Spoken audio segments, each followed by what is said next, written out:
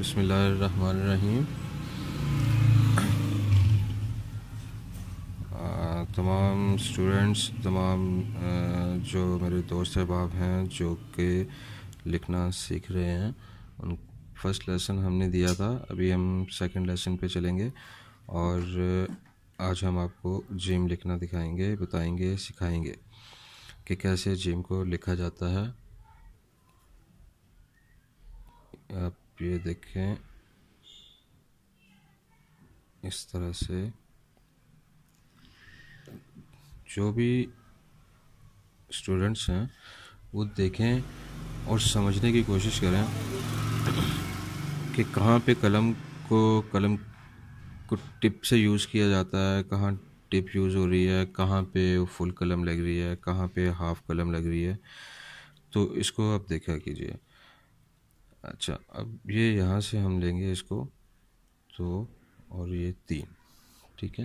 ये हमारे जो, जैसा कि मैंने आपको बता दिया हुआ है, पहले बता चुका हूँ कि जो इसके कट होते हैं उन कट के हिसाब से हमने इसको चलना है और इसी तरह से हमने इसको कट को यूज़ करना है।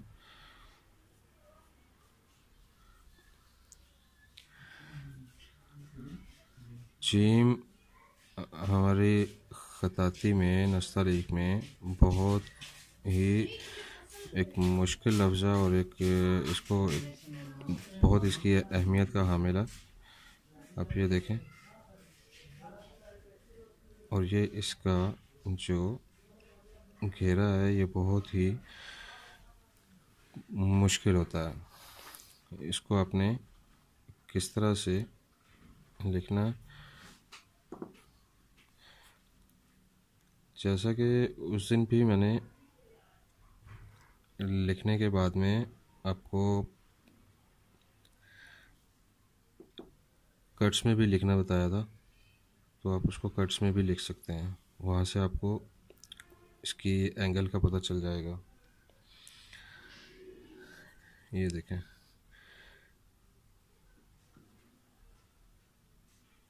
ये अब इसको आपने देखना है यहाँ से, तो और ये 3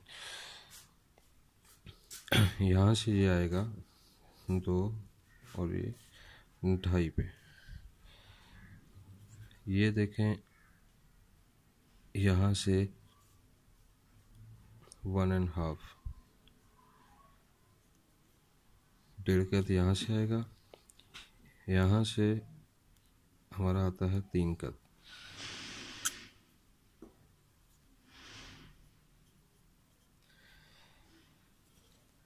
और ये हमारा इसका सेंटर आ गया 3.5 से, 3.5 भी हो सकता है, 3.25 भी हो सकता है।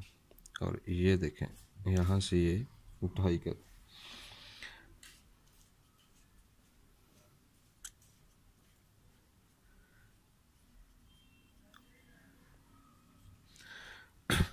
थोड़ी सी मैं आपको फिनिशिंग करके इसकी बता देता हूँ कि ये शेप इसकी यहाँ से ये थोड़ा सा डबल कलम के साथ में निकलेगा। यहाँ पे आके बारीक है, ये इसकी बारीक, और फिर यहाँ से ही इसकी राउंड शेप स्टार्ट हो जाएगी और ये एज अ लाइक एक अंडे की शेप बनेगी।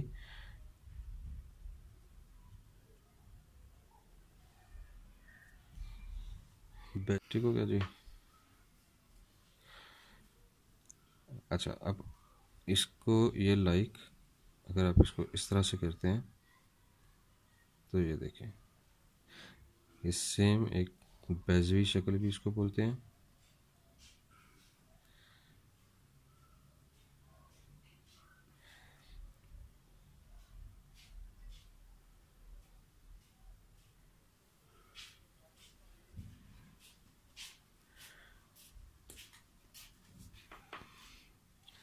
यहाँ से इसका एक कट आएगा। फिर आपने जिम को लिखते हुए इस चीज़ का आपने बहुत ज़्यादा ख्याल रखना है कि ये जो आपका स्टार्टिंग पॉइंट है, इस स्टार्टिंग पॉइंट से ये बिल्कुल एक 90 के एंगल पे आप ये आ रहा है, तो यहाँ से आपने बाहर नहीं निकलना है, स्टूडेंट्स को मोस्टली मैंने देखा है कि वो इस चीज़ का ख्याल नहीं रखते हैं, ना ही कोई जो असातिज़ा हैं वो इतना डीपली इस चीज़ को समझाते हैं कि कैसे लिखना है, किस तरह से करना है। अक्सर बच्चे जो पॉइंटर से लिखते हैं वो इस तरीके से लिखते हैं और अजीब सी उसकी शेप्स बना के तो यूं कर देते हैं। तो यहाँ से जब आप लिखेंगे तो आपने इस चीज़ का बहुत ज़्यादा ध्यान रखना है। ना ही आप बिल्कुल पेंसिल से हल्का सा ड्रॉ कर लें उसको, और जब उसको आप ड्रॉ कर लेंगे तो ना ही आपने इसको ऐसे बाहर की तरफ निकालना है और ना ही इसके अंदर की तरफ रहे। ठीक है, कोशिश करें कि ये और ये दोनों, ये लाइंस जो हैं, ये यहाँ से जब आप इसको लेके आएंगे तो इस लाइन के साथ में ड्रॉ होता हुआ फिर ये ऐसी शेप बनेगी यूं करके। ठीक है, इस चीज़ का बहुत ज़्यादा ख्याल रखें। मैं भी आपको नेक्स्ट सेशन में इसको कट्स के साथ भी लिखना बताता हूँ कि किस तरह से कट्स के साथ में, तो उस तरह से आपको कलम की एक शेप का कि कलम किस जाविये में इस्तेमाल हो रही है वो आपको आइडिया हो जाएगा। यहाँ से आपने कलम को एक कत लेना है और यहाँ से जब आप इसको बनाएंगे तो कलम की नोक यहाँ पे यूज़ करनी है, यहाँ पे नोक यूज़ करनी है। ये चीज़ जो आपकी बनेगी यहाँ से, ये भी नोक के साथ में बनेगी और ये सेंटर जब इसका आ जाएगा यहाँ पे तो बारीक हो जाएगी। और बारीक होने के बाद में जब आप इसको नीचे की तरफ ऐसे लेके चलेंगे तो पूरी ऐसे एक राउंड शेप देनी है आपने, और राउंड शेप देके यहाँ पे आपने इसको कंप्लीट कर देना। ठीक है जी, तो ये है आपका आज जेम का लेसन। तो पहले मैंने आपको बताया था कि कैसे डायरेक्ट लिख के दिया था। अभी आप देखें, मैं आपको थोड़ा सा कट्स में लिख के बताता हूँ। ये देखें, ये एक आपने कलम की टिप को यूज़ करना है और ये अपनी टिप के साथ इसको यूज़ करके ये इसका हेड बनाना है यहाँ से। फिर आपने कलम की नोक के साथ ही आगे जाना है, यहाँ से ये इसकी गर्दन है। ठीक है,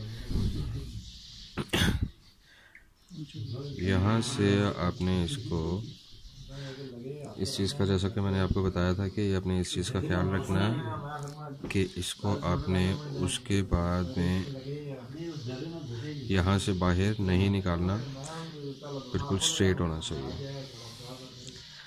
अभी आप यहाँ से हम इसका सर्कल स्टार्ट करेंगे। ये देखिए,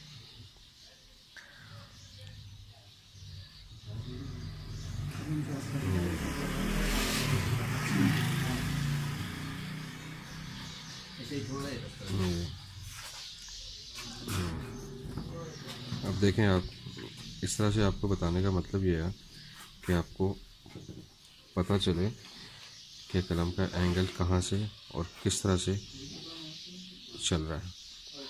ये देखिए, ये चीज़। अब आप देखें इसको,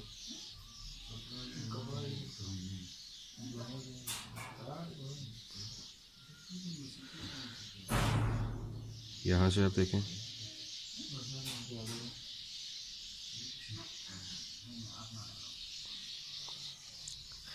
फिर इसके आप कट्स को देख लें। ये आपको पता होना चाहिए।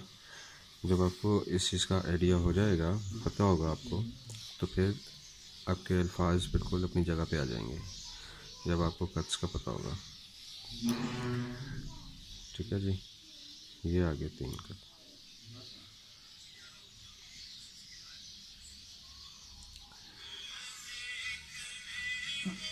आप इसको फिट करें।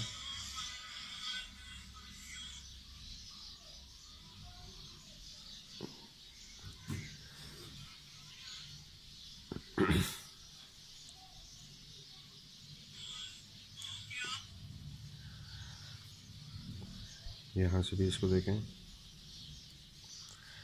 ये देखें,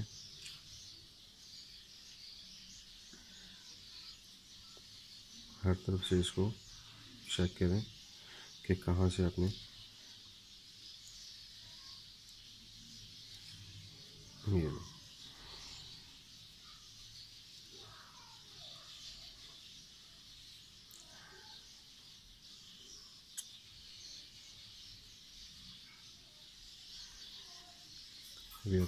ये देखें, ये यहाँ से आपने कलम को स्टार्ट करना है, एक कत लेके आपने स्टार्ट करना है, ठीक है जी। यहाँ से आपका ये चीज़ बनेगी, नोक का यूज़ है, यहाँ पे नोक का यूज़ है, फिर ये भी नोक का यूज़ है, और यहाँ पे आके आपका ये कलम बारीक हो जाएगी, सेंटर में आके बारीक होगी। उसके बाद में फिर आपने, अब ये देखें बेसिक चीज़ जो आपको समझानी है वो यहाँ से, कि ये देखें कलम किस ज़ाविये से जा रही है, यहाँ पे देखें, यहाँ पे देखें, इन कट्स को गौर से देखें, आपके लिए आसानी होगी समझने में कि कैसे आपको कलम को यूज़ करना है। और तरीका भी है इसका, अगर आप ग्राफ बना सकते हैं तो ग्राफ बना लें, ग्राफ बना के भी आप इसको सीख सकते हैं, ठीक है जी। ये है आपका मशीन। मैं आपको एक चीज़ पहले ही बता चुका हूँ, पॉइंट आउट कर चुका हूँ कि बच्चे क्या करते हैं, बच्चे इसको यूँ करके यूँ कर देते हैं, ठीक है, कुछ अजीब सी शेप्स बना देते हैं। इस तरह से शेप्स इसकी नहीं बनानी, ये चीज़ें नहीं बनानी है, ये चीज़ें, इन चीज़ों से अवॉइड करें। आपने सिंपल इसको लेके चलना यूँ, ये चीज़, और उसके बाद में फिर आपने ये यहाँ पे आगे 3 स्टेप्स हैं। ये फर्स्ट स्टेप आपका, ये सेकंड स्टेप आ गया, ये थर्ड स्टेप, ठीक है। थर्ड स्टेप में आपकी ये जिम, जब आपने थर्ड स्टेप लेना तो आपको जहन में आपके ये चीज़ होनी चाहिए कि आपने यहाँ से बाहर नहीं निकलना, इस लाइन से ना तो बाहर निकलना है, ना ही इससे पीछे रुकना है। आपने इसके बिल्कुल लाइन के बराबर में आना, और फिर यहाँ से आपका सर्कल स्टार्ट होगा, और फिर इस तरीके से आप इसको लेके आएंगे। ये देखें, एक दफ़ा फिर देखें,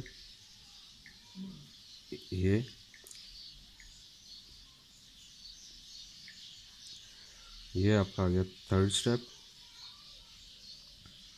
ये आपका आ गया फोर्थ स्टेप, ये इस तरह से, ठीक है जी। पहले मैंने आपको बताया था बे का, कि बे कैसे लिखनी है आपने। अभी आप इसको, बे को भी मैं आपको थोड़ा सा समझा देता हूँ कि आपने पॉइंटर के साथ में यूँ, ये हमारे जो फर्स्ट लेसन था उसमें अलिफ, मद, बे और जीम, ठीक है। जीम मैं आपको फिर लिख के बता देता हूँ कि आपने कैसे लेना है इसको। ये इस तरह से, इस तरह से, इस तरह से, इस तरह से, इस तरह से। इसको लिखने के लिए ये इम्पॉर्टेंट चीज़ है कि बहुत इम्पॉर्टेंट है कि आपको शेप का आइडिया होना चाहिए। ये देखें, अगर मैं इसको इस तरह से करता हूँ, इसको भी देख लें, एग की शेप आपकी बननी चाहिए। यहाँ पे एग शेप आपकी बनेगी तो इट्स मीन कि ये बिल्कुल ओके है, परफेक्ट है।